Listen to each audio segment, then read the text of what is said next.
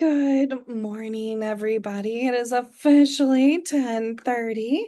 Hey, Amy. Hey, Mary Kim. Good morning, everybody. Good morning, Valerie. Thank you guys so much for joining me today. We have a very timely presentation all about heat. So today we're going to walk you through the warning signs of heat illness and the heat-related hazards that can affect a property before a dangerous situation develops. But first, we're going to go over our housekeeping tips and reminders. If you have questions, type them in the chat or the Q&A window at any time. We'll have time at the end as well. But as you guys know, I try to catch them all as they're coming in. But for anything else, email me at sales@tristaterestorers.com. We are recording. Links to view the video and PDF presentation will be shared with everybody tomorrow morning in their Zoom follow-up email. For everything else, visit our YouTube channel, youtube.com/Tri-State Restorers for a complete archive of the Coffee Break series. We're now in year 6, so we've got 6 whole years, 60 episodes for you guys to binge. After the coffee break, please complete the post-event survey to share the topics you'd like us to cover in our next one. Save the date, the last Wednesday of the month, as always, August 26th. Stay to the end. One lucky attendee will be taking home a $50 Amazon gift card, and 10 lucky attendees will win a $5 Starbucks card. Stay to the end and find out how. So, who we are. We're a family-owned, locally operated, established firm here in the Washington, D.C. metropolitan area. We specialize in disaster recovery, including the mitigation, removal, cleanup, and restoration efforts of large and small water, fire, mold, biohazard, lead, and odor-caused damages. Our company's mission is turning disaster into peace of mind because we're committed to easing the burden of handling your property disaster by providing you with the best customer experience and services possible. Suite of services. Like I mentioned, we help out with water mitigation and restoration efforts, mold remediation, lead abatement, fire and smoke restoration and odor control, biohazard and trauma disinfection, and sewage mitigation and cleanup. We are IICRC certified, EPA lead safe certified, IAQA smart mold firm, and we're 5-star rated across the sites that count. Check out our Google reviews. All of our employees are infectious disease control certified, water restoration technician certified, and we have 2 licensed inspectors on staff. Oof, that was a mouthful. I should be drinking my coffee a little bit more, right, for this coffee break. Okay, so we're feeling the heat this month. July, we hit some of the peak temperatures of the year. Today, we're going to talk about protecting people and properties during extreme summer temperatures. So, a quick poll, let's get our fingers warmed up here. When you think of heat hazards, what comes to mind first? Go on ahead and share your response in the chat. Broken AC. Yep, that's a great one. Nothing makes you feel the heat like a broken air conditioning unit, right? What else we got? Warping. No water. Yeah. Dehydration. Yeah, Kelly. Oh, hey. Working outside. Yep, Danielle. So most people will say dehydration, heat stroke, and outdoor work, which makes sense. You're exposed to the elements. But what about heat-related illness, property damage, HVAC failures, and humidity and mold? A couple of my property management friends on here already knew that I was going for that answer. Yep, moisture buildup leads to mold. Exactly. So these are all connected. Today, we're going to look at how extreme heat affects both people and properties and what you're going to do to reduce those risks before they become emergencies. And we're going to dive right into another quick poll, guys. Trust me, it's going to make sense in a minute. Who's most at risk during extreme heat? I see a couple people already mentioned outdoor workers, right? Contractors, maintenance teams, elderly, great, seniors and pets, but really everyone. Exactly. Correct. We got the nail on the head. Exactly, guys. So all of the above. When temperatures rise, the risks can include heat-related illness and medical emergencies, increased strain on maintenance teams and contractors, HVAC and electrical equipment failures, condensate drain backups and overflows, frozen evaporator coils, elevated indoor humidity, hidden moisture and microbial growth, power interruptions and resident welfare concerns, and increased emergency calls and insurance claims. Correct. Including plants, exactly. Extreme heat contributes to thousands of emergency room visits annually.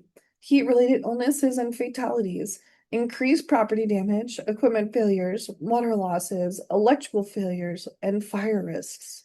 Today's goal, we're going to learn about how to identify these hazards before they become emergencies. So let's get started with what is heat illness.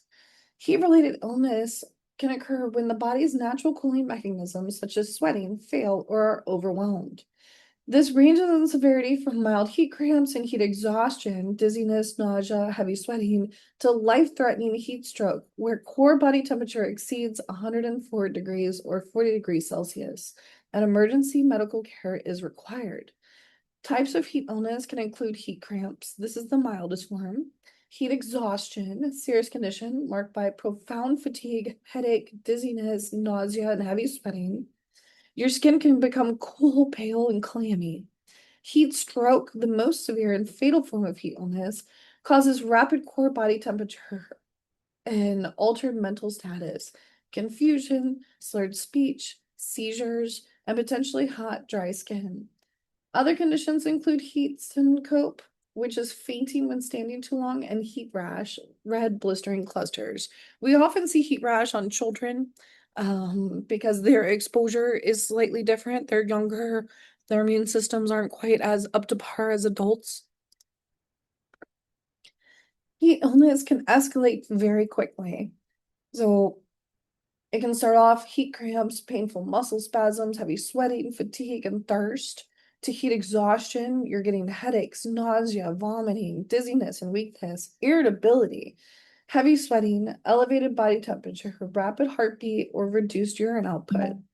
And then finally, the worst, heat stroke, where you start to see signs of confusion, slurred speech, abnormal behavior, collapse, seizures, loss of consciousness, and very high body temperature. Why does heat stroke happen? So I asked my kids this question and they said, well, it's because our bodies are made of water, right? Well, that would make sense. We are, right?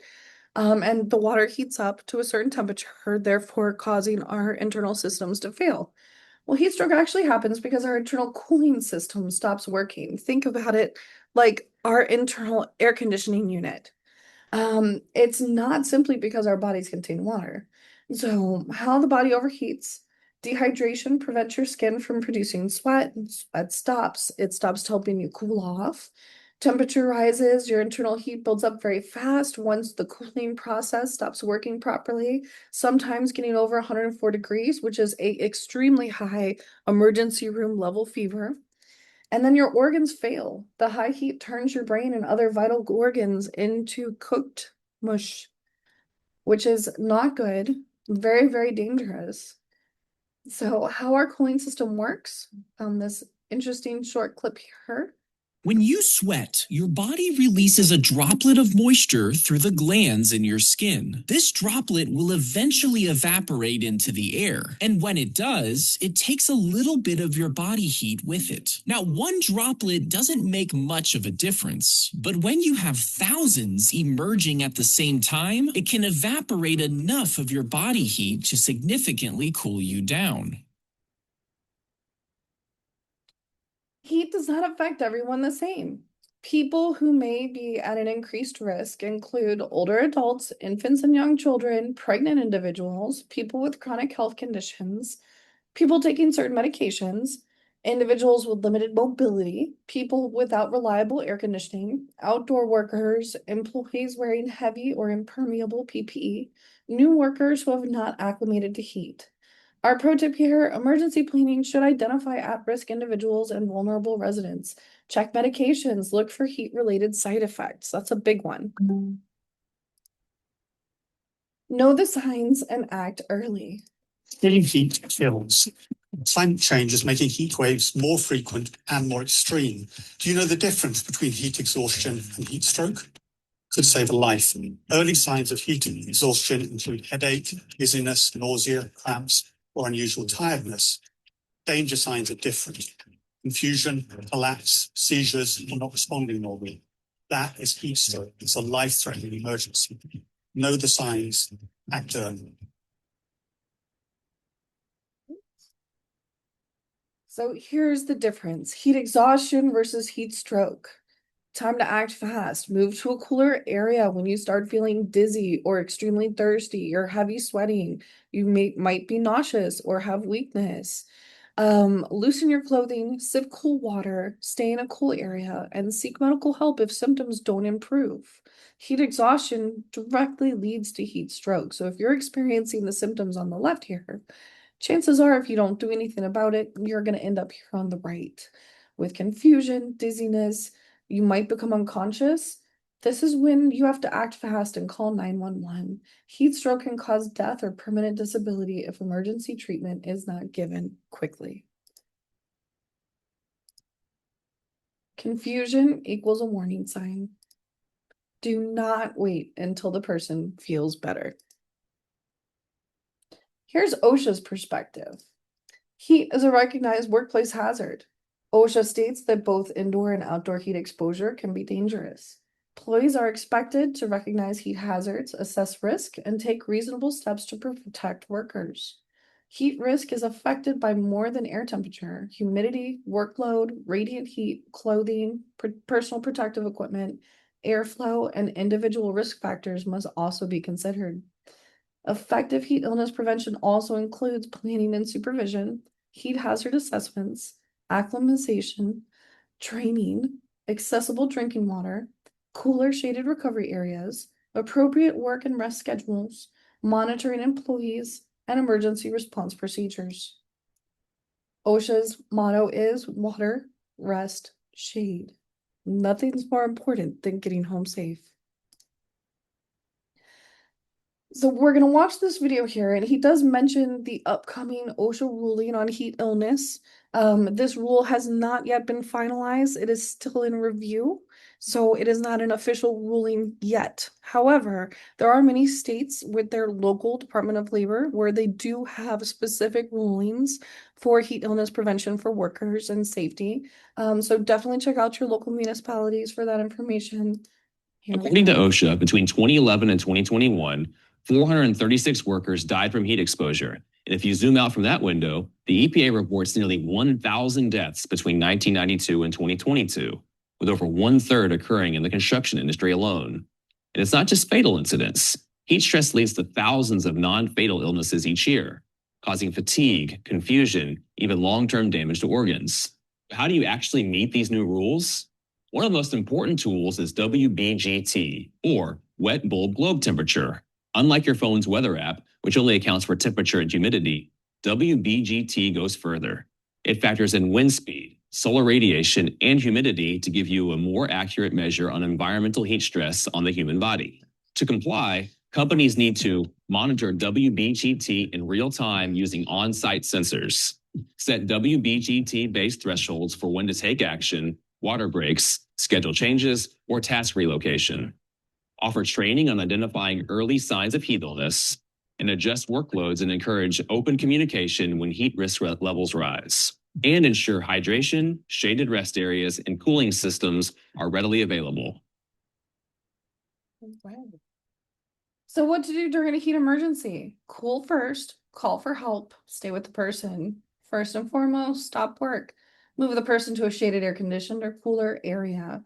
Remove unnecessary outer clothing and heat-retaining PPE. Begin active cooling. Cool with water, ice packs, cold wet towels, or other available cooling methods. Call 911 for confusion, slurred speech, seizure, unconsciousness, or suspected heat stroke. Do not leave the person alone or tell them to push through it. Delay cooling while completing paperwork. Do not assume it is only dehydration. Do not set an impaired person to drive themselves home. And do not force fluids on someone who is confused, unconscious, or unable to swallow safely. My pro tip here, emergency plan should include the property address, building entrance, gate access, elevator status, and the fastest way to guide emergency personnel to the work area. Some worksite hazards here that we're going to flag. An outdoor thermometer may read 88 degrees, but the roof surface may be dramatically hotter. An attic may retain extreme heat. A boiler or mechanical room may have little airflow. A containment area may trap heat and humidity, and parking garages can hold heat for hours. Our red flags here, dark roofing or pavement or reflective surfaces. Keep an eye out for these. Keep an eye out for no shaded areas, stagnant air, high indoor humidity, work near generators, boilers, or mechanical equipment, personal protective equipment that restrains evaporation and restricts evaporation, multiple consecutive hot days. We want to measure conditions and outdoor conditions using the OSHA NIOSH app, which will be in a couple of slides here.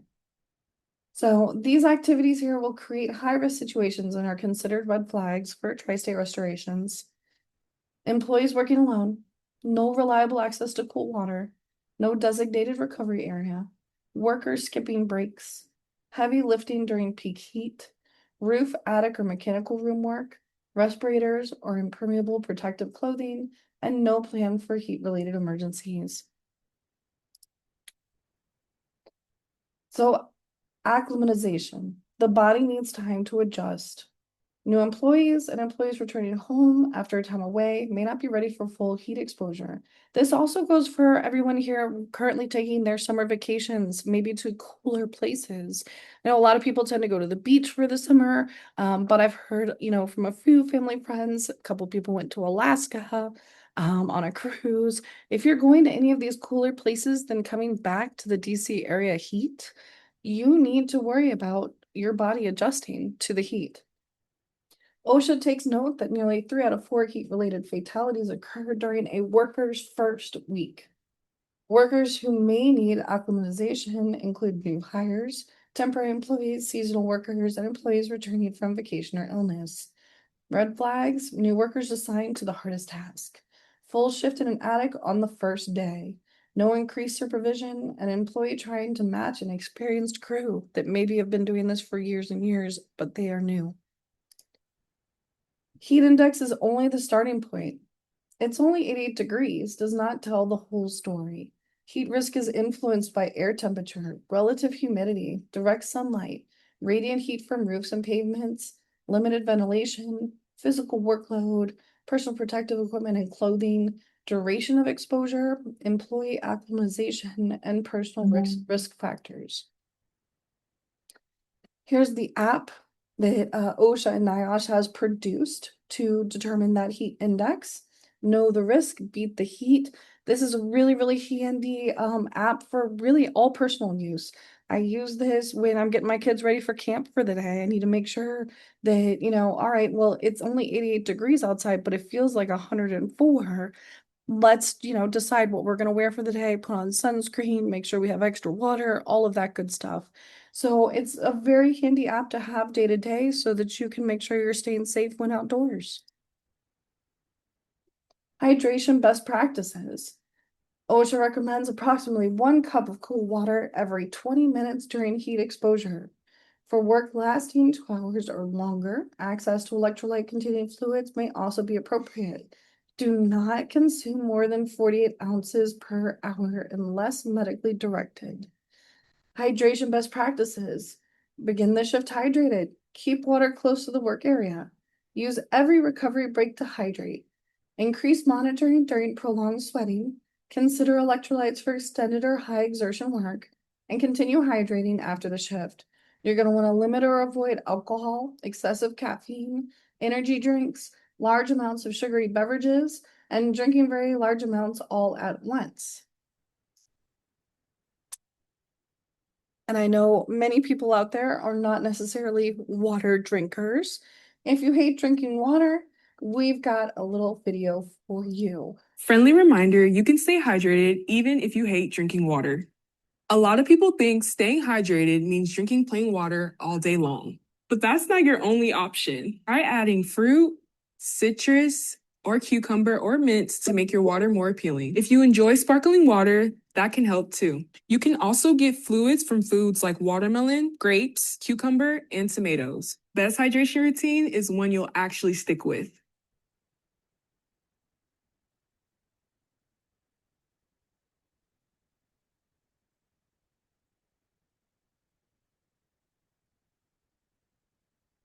All right, so my pro tip here, don't wait until you're thirsty. Thirst is often a sign that dehydration has already begun. Hydration best practices, we've got our red flags here: dark urine, reduced urination, dry mouth, headache, dizziness, cramps, unusual fatigue, and irritability. Remember, water is your first line of defense against heat illness. Frequent, smaller amounts throughout the day are more effective than drinking a large amount all at once. General daily hydration, 9 cups or 72 ounces of fluid per day for women, and 13 cups or 104 ounces per day for men. During heat exposure or strenuous outdoor work, drink 1 cup or 8 ounces of water every 15 to 20 minutes, approximately 24 to 32 ounces per hour. Can magnesium prevent heat stroke? So this is one of those kind of misnomers. Magnesium is very common in Gatorade, Powerade, all of those electrolyte drinks. The short answer is no, not on its own. How magnesium helps in the heat. Electrolyte balance. It replaces minerals lost through heavy sweat. Temperature support. It assists the body's internal cooling and metabolic processes. It's basically like a tune-up for your internal air conditioning. Muscle relaxation. Reduce the risk of painful heat cramps. So the real prevention and safety, we want to hydrate, drink plenty of water before and during hot outdoor times. We want to rest and take frequent breaks in the shade or air conditioning. And for emergency care, we want to cool an overheated person immediately with cold water or ice if they show signs of severe illness. Hitting heat hazards at your property. Protecting properties from equipment failures, water damage, humidity, and microbial growth. So we've gone through protecting people, and now we're going to work on protecting property. We're going to start with commercial property hazards. These are areas that may become dangerous: roofs, attics, crawl spaces, mechanical rooms, boiler rooms, electrical rooms, elevator machine rooms. Parking garages is a really big one, especially if residents, are there unattended in their cars. There could be, heat issues related there. Loading docks, laundry rooms, maintenance shops, pool equipment rooms, trash and compactor areas, storage rooms, unconditioned vacant units, and fire or water damaged buildings without functioning air conditioning.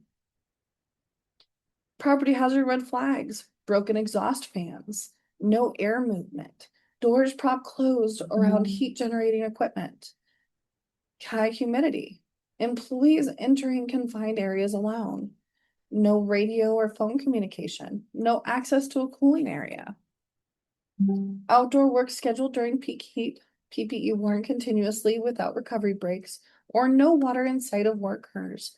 My pro tip here: walk your property daily, weekly, look for red flags. Hidden heat hazards at home. Residential homeowners should inspect their attics and attic access points, crawl spaces and basements, garages and workshops, laundry rooms, utility closets and mechanical rooms, HVAC air handlers and condensate drains, water heaters, electrical panels, kitchens and appliance areas, sunrooms and enclosed porches, pool equipment areas, sheds and detached storage buildings, roofs, gutters, and attic ventilation, windows, doors, or exterior seals, and vacant rooms or second homes with limited air conditioning. This happened to me recently when I got a home inspection. Good. So here's some hidden heat hazards. Red flags for homeowners: rooms that start to feel unusually hot or humid, even if the HVAC is running. Musty odors, that's a big red flag. Condensation on windows, vents, or walls, that is showing you that there is high humidity. Water near an HVAC unit or a puddle on the floor. Rusted or overflowing drain pans. Ice on refrigerant lines or the indoor HVAC coil. Weak airflow or an air conditioner running continuously. Ceiling stains or bubbling paint. Warped flooring, swollen trim or soft drywall. broken attic, bathroom, or laundry exhaust fans, tripped breakers, warm outlets, or burning odors, cracked exterior caulk or failed window seals, missing roof shingles, damaged flashing, or clogged gutters, hot garages storing fuel, paint, batteries, or chemicals, and extension cords or power strips overloaded by fans or portable AC units. And on the image here at the left, you can see there's this, caulking here. The heat is causing it to kind of expand and contract, and it's breaking the seal on this property. This is now a perfect entry point for water to migrate into the property. Protecting properties from equipment failures, water damage, humidity, and microbial growth. Here's some property pro tips. A frozen HVAC coil may not leak until it begins thawing. Water appearing after the system is turned off can still be related to the air conditioner. A home can feel cool while humidity remains too high. A small indoor humidity monitor can help identify hidden moisture conditions. If anybody has like one of those little Nest units in their home that has a humidity control monitor on there, and it can actually alert you when your humidity goes above a typical normal range. Never enter extremely hot attic or crawl spaces alone. Inspect during cooler morning hours. Limit exposure and keep a phone nearby just in case. During vacations or extended absences, do not completely shut off the air conditioning in humid weather. Maintain a reasonable temperature, monitor humidity, and arrange for someone to periodically inspect the home. Check your cooling system, watch the humidity, look for hidden water, and protect the people inside. Protecting residents and communities. So extreme heat is also life safety and continuity issue. Property managers should prepare for HVAC outages, power interruptions, elevator outages, residents unable to access cooling centers, refrigerated medication concerns, communication failures, overheated common areas, pets left in hot units, residents using unsafe temporary cooling methods, like putting 10 fans into a power strip, increased medical calls. My pro tip, maintain an updated voluntary list of residents who may need additional communication or assistance during prolonged outages while respecting privacy requirements. Let's get into power outage preparedness. For anybody that wants to go into a deep dive, we did a whole coffee break all about when the lights go out and what to do and how to plan for a power outage at your property. When extreme heat and power loss happen together, it's very common in the storm season. Hurricane season in the DMV runs from June 1 through November 30th, so we're right in the middle of it. A prolonged outage can quickly affect your property. It can turn off your HVAC and refrigeration systems. It can limit elevator and access systems, emergency lighting and life safety equipment. Sub pump and sewage backups often happen during power outages. Check your sub pump, make sure you have a battery backup. Security and communication systems, medical equipment, server rooms, and home office technology. So before the outage, make sure you have all of your alert systems. Every local municipality has one of these. I just have Alert DC up here, but they all have an app. You can download it for your local area, your local government. Pepco, Potomac Edison, all the major carriers also report outages. You can sign up for text message alerts and all of that. So questions to ask before an outage. Has the generator been tested under load? Which systems are actually connected to backup power? Is fuel available and current? Who receives outage alerts? How will occupants, residents, or customers receive updates? Are cooling locations and emergency vendors identified? My red flags here.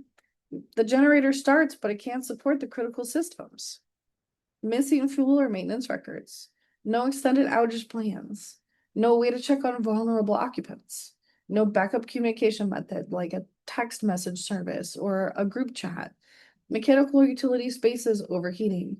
So pro tip, if you're using a generator, you should always test it to ensure that the system can power what you need it to power, not just whether or not it can turn on.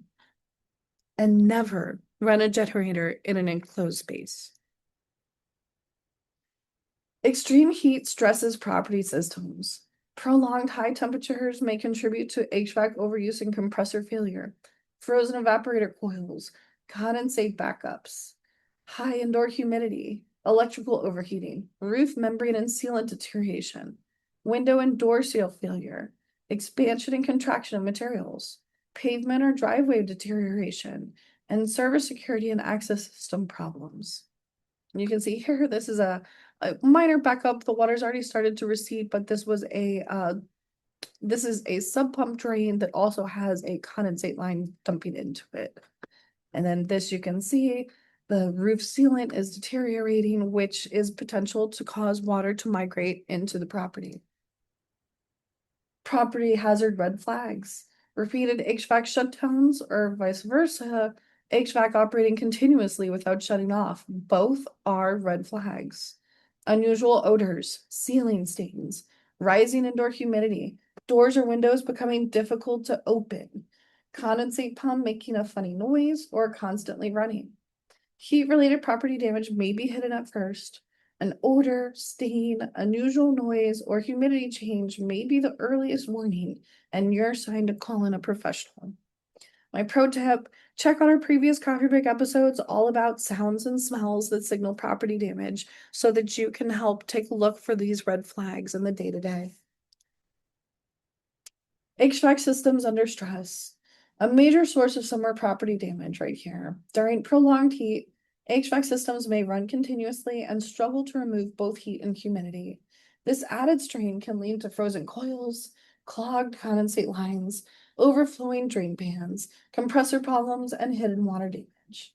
Moisture around air handlers may spread into insulation, ceilings, walls, creating conditions that support microbial growth. Remember, these building materials are the food source for mold. And the fact that you have high humidity and now a damp, warm environment, you're just creating the perfect breeding ground for microbial growth. So red flags, weak airflow or reduced cooling, ice on refrigerant lines or coils, water near the indoor unit, ceiling stains or discoloration, musty odors or unusual noises, system running constantly, and elevated indoor humidity. A frozen coil may create a water loss as it thaws, even after the system has been turned off. Many summertime mystery leaks originate from HVAC condensation rather than a pressurized plumbing line. Early investigation can help limit secondary damage, clarify the source, and reduce potential size of an insurance claim. The picture behind you can't really see it, but this is actually a customer. They had a condensate line that was running down the wall into their basement and then out next to their hose bib line. Not sure why the builder decided to do it that way, but they did. And but for a few days, they assumed it was a plumbing issue with their hose bib, and it was not. There was a condensate line running straight through this wall. High humidity and hidden moisture. A property can feel cool, but still have a moisture problem. Air conditioning controls humidity as well as temperature. When a system is undersized, malfunctioning, or shut down, indoor humidity can rise and condensation may form on the colder surfaces. Drywall, flooring, insulation, cabinets, and other porous materials may absorb moisture before visible water appears. The red flags here, you're seeing condensation on windows, vents, or pipes, swollen doors or cabinetry, peeling or bubbling paint, soft drywall, warped flooring, rust on metal components, damp insulation, musty odors, and your indoor humidity consistently near or above 60%. You want it to be lower than that. My pro tip, a proper moisture inspection should include humidity and material moisture readings, not only a visual or physical check. Heat plus moisture equals microbial risk. We were just touching on this, but warm, humid conditions can accelerate damage. Microbial risk increases when heat and humidity are combined with a moisture source. Condensate backups, roof leaks, HVAC outages, damp carpet, wind insulation, hidden moisture behind walls or cabinets can create favorable conditions, especially in vacant homes, closed units, and poorly ventilated spaces. Musty or earthy odors, new staining or discoloration, darkening around vents, soft baseboards, warped flooring, persistent condensation, repeated moisture in the same location, respiratory issues. Do not dry only the visible surface. Identify the source and evaluate the full extent of the affected materials. So you may just see a puddle on the floor and think, oh, I'm going to wipe that up with a towel. But that water has traveled through the floor down to whatever floor is below that, through the building materials. So you definitely need to make sure that you're inspecting every building material that that water has touched. Roofs and exterior materials. Prolonged heat and direct sunlight can cause building materials to expand, contract, and deteriorate. Roof membranes, shingles, flashing, sealants, caulk, windows, and exterior penetrations may weaken over time. Pavement and concrete can also soften, shift, or crack during extended periods of high heat. You're going to want to look for blistered or buckled roofing, cracked sealant or caulking, open seams, deteriorated flashing, interior staining after the storms, soft asphalt or pavement, doors or window shifting, and repeated leaks around penetrations. So you can see here right under this windowsill, it wasn't a roof issue, it is the caulking issue on the window on the exterior, causing water to migrate just under this windowsill here. And then this up here is a sign of a roof leak. So my pro tip for you is to inspect roofs, gutters, flashing exterior sills before peak summer, and again after the prolonged heat or severe storms. Electrical and fire risks. Heat can increase electrical system strain. High temperatures can place additional stress on circuits, wiring, cooling fans, and electrical equipment. Portable air conditioners and other temporary cooling devices may overload circuits when used improperly. Generators, power strips, and extension cords can also create serious fire and carbon monoxide hazards. My red flags for you here are burning odors, warm or discolored outlets, repeated breaker trips, buzzing electrical equipment, overheated electrical server or security areas, daisy chain power strips, never want to overload your power strip, generators used indoors or near openings, and blocked electrical panel access. Repeated breaker trips are a warning, not an inconvenience. Have the circuit load and equipment professionally evaluated. So now we're going to have another fun interactive thing. Everybody get your fingers ready for the chat. I'd like for you to tell me what's wrong with this property. Let's see how many heat and property hazards you can identify now that we've learned what most of them are.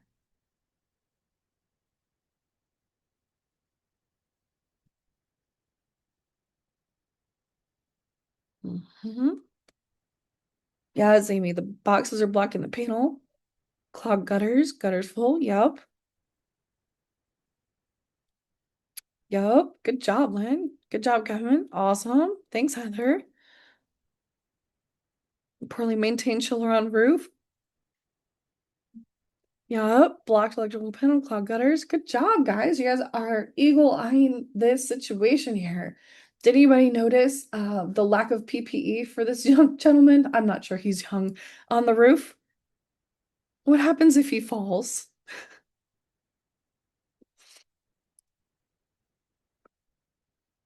Oops. Yeah, so click on this. Oops. Okay, hold on, guys. There we go. This is what I wanted. All right. So here's some red flags in red circles. All right. Heat illness exposure, working alone, no water, no communication device. Well, he might have a phone in his pocket. He's missing PPE. It's a dark heat absorbing surface. There's an electrical obstruction, blocked drainage here. So the water's just going to pool up here on the roof. And deferred maintenance. It looks like, this guy's probably been called in because this thing hasn't been working for quite some time. There we go. There's debris around the equipment, blocked HVAC drain, clogged gutter, debris in storage. You guys all got the obstructed panel. Love that. No water, and peak heat. So, practical prevention for everyone. Extreme heat planning should address both human safety and building systems.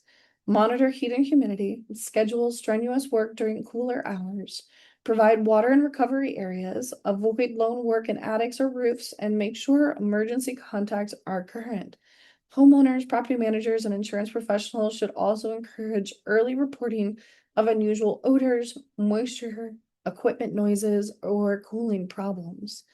At the same time, prepare the property by servicing HVAC systems, cleaning condensate drains, testing float switches, checking your drain pans, monitoring humidity, inspecting your roofs and seals, testing generators under load, and confirming that sub pumps, sewage pumps, and electrical systems are functioning properly. My pro tip here, know when, who to call and when. Keep your emergency number stored and download local area notification apps to keep you informed and safe. We've got a quick summer property preparedness checklist. I'm not going to read through all this since we've already gone through it all, but this is in here intended for you guys to use after today. We're going to keep it in the presentation so you guys can copy it for your home use. The Centers for Disease Control and Prevention reports annual heat-related deaths in the US surged by 117% from 1999 to 2023. Escalating from 1,069 to a staggering 2,325 annual fatalities. Our goal, protect people, protect property, and prepare early. Extreme heat can lead to a medical emergency, a resident or family safety concern, staffing or vendor challenge, HVAC or equipment failure, water damage, microbial growth, electrical and fire hazards, and a costly insurance claim. The best time to prepare is before disaster strikes. Remember, water, rest, shade, inspect, maintain, prepare. Summer isn't just hot, it's hazardous. Thank you guys.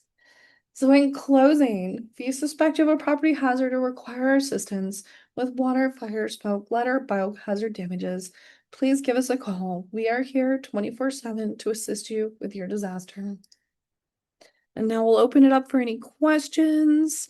I know everybody's itching because most of you guys are repeats and you know what's coming up next, but don't hold out if you guys have questions. I am here for you. Take a moment. For someone like me who doesn't like to take water, can cucumber water be effective? Yes, Alyssa. Cucumber water is a great way to stay hydrated. We also watched a short little video clip, tomato juice, and a couple of other veg and fruits will actually hydrate you extremely well. Watermelon, cantaloupe, things that are like melons, that sort of thing. Those are all really, really great for you to consume to help stay hydrated when you're one of those people that just doesn't like water. Lemon water helps too, but eating grapes and watermelon are good. Yeah, exactly, Kellen. Lemon water changes the whole flavor a little bit for you. So if you're not a water person, you might try that. Seltzer, that's a great idea too, Valerie. However you're consuming the water, make sure you are hydrating. All right, so this is how you guys can contact me. There's our 24-hour emergency line, our website, and I highly encourage you all to check out our YouTube page where we have all of these awesome videos archived. We also have Dion's heads up update and a bunch of other company updates as well, so check it out. And without further ado, let's pick a grand prize winner. I'm going to do my random number generator here. Bear with me. Okay, I'm looking for number 67. Oh, 67. Haha. Let's get it.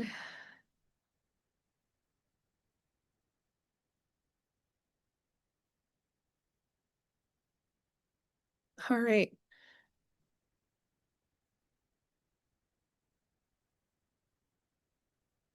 Sorry, guys. I'm counting. 67, Miss Catherine Gilbert. Hopefully I pronounced your last name correctly. Miss Catherine Gilbert, you just won yourself an Amazon gift card. I hope you enjoy it. Have some wonderful shopping in your future. I will reach out to you after today's coffee break. You're going to get this in an email from Amazon directly. So I just need to know what email address you'd like me to send it to. All right. And without further ado, everybody get your fingers ready. Tell me one thing you learned today. Be one of the first 10.